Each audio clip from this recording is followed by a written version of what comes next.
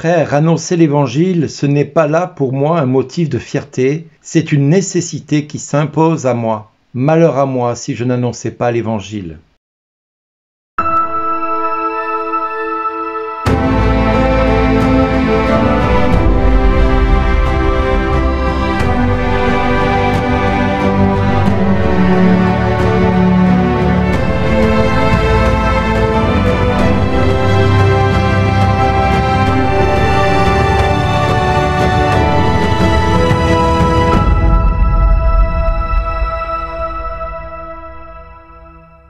Aujourd'hui, le message vous est adressé par Bernard Dille.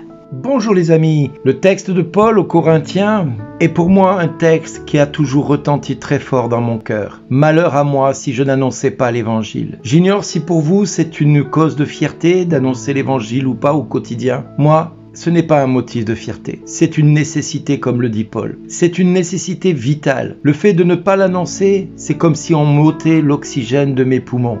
C'est comme si on me donnait le refus d'exister, le refus de vivre.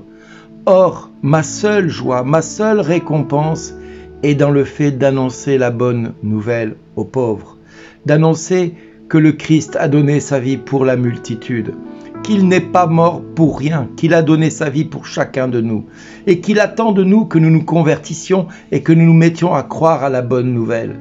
Alors certes, si je le fais de moi-même, je mérite une récompense. Mais comme je ne le fais pas de moi-même, cette mission qui m'est confiée par Dieu lui-même, dans mon cœur, comme une conviction intime, comme une certitude intime, alors quel est mon mérite ? Mon mérite, c'est d'annoncer l'évangile, c'est tout, et rien que cela. Certes, Paul dit qu'il s'est fait libre à l'égard de tous, et il s'est fait à la fois l'esclave de tous. En clair, il est libre de tout attachement à toute obligation morale ou psychologique ou intellectuelle ou philosophique ou même ecclésiale. Il est libre par rapport à tous les hommes qui voudraient mettre sur lui le droit ou pas le droit de faire ceci ou de faire cela. Il est totalement libre vis-à-vis de ces hommes qui pourraient lui imposer un didacte qui ferait que il ne peut pas faire ceci parce que voilà, il n'a pas l'autorisation de cela. Et bien voilà, Paul s'est rendu libre de tous ces hommes, mais en même temps, il s'est rendu esclave de tous. C'est-à-dire, il le fait pas pour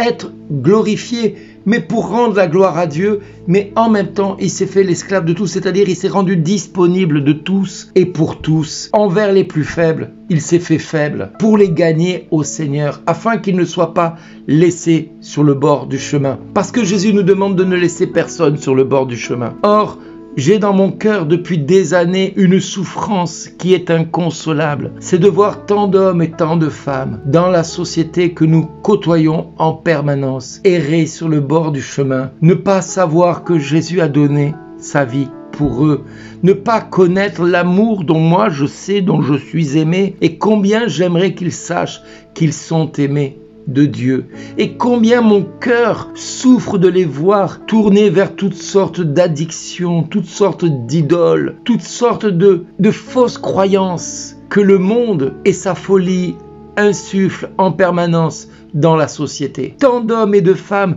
sont égarés dans les méandres de la société et du péché. Quand nous pensons que tous les soirs, toutes les nuits, des milliers de femmes et d'hommes se donnent à des orgies, se donnent à des pouvoirs, se donnent pour des questions d'autorité, de pouvoir financier, à des situations et n'hésitent pas à se consacrer au diable pour avoir plus de pouvoir, plus d'argent, plus de ceci, plus de cela. Mon Dieu, que j'ai mal pour eux de les savoir si égarés, si éloignés de cette grâce qui m'a rendu tant de joie, tant de paix, tant de bonheur, de savoir que Jésus m'aimait et qu'il avait donné sa vie pour moi qui suis pécheur. Mon Dieu, comme j'aimerais que les hommes et les femmes aient conscience de cet amour incommensurable et surtout inimaginable pour notre humanité, découvrir que Dieu n'a pas retenu le rang qu'il égalait à Dieu, mais il s'est anéanti, prenant notre condition de serviteur, voire d'esclave, pour nous racheter et nous apporter la paix et la guérison. Et Jésus va le faire dans les évangiles. Il nous est dit qu'il guérissait toutes sortes de maladies. dont les gens étaient atteints et il expulsa beaucoup de démons. Alors oui, mes amis, si moi, aujourd'hui, en tant que serviteur de Dieu, j'ai à cœur tant et tant de personnes qui cherchent la face de Dieu, et à la fois tant et tant de personnes qui ont oublié que Dieu existait, que Dieu avait donné sa vie pour eux. Si moi j'ai ce désir dans mon cœur, combien j'aimerais que mes pères, c'est-à-dire mes frères en Christ qui sont pasteurs, prêtres, évêques, aient à cœur d'aller dans les rues et d'annoncer Jésus-Christ, de témoigner de Jésus-Christ, de proclamer la parole de Dieu au monde et de dire « Jésus a donné sa vie pour toi. Va et ne pêche plus. Sois guéri dans le nom de Jésus. Je n'ai rien, mais ce que j'ai, je te le donne. Reçois ta guérison au nom de Jésus-Christ de Nazareth. » Voilà ce qui me semblerait la mission que tout être humain sur terre qui a reçu le baptême au nom du Père, du Fils et du Saint-Esprit se sente redevable d'accomplir jour après jour. Si nous n'avons pas cette mission dans notre cœur, c'est que nous n'avons pas entendu l'évangile de Marc au chapitre 16, versets 15 à 18. Allez, faites des disciples, guérissez les malades, chassez les démons, purifiez les lépreux, ressuscitez les morts. Oui, c'est à cela que nous sommes tous appelés en tant que baptisés.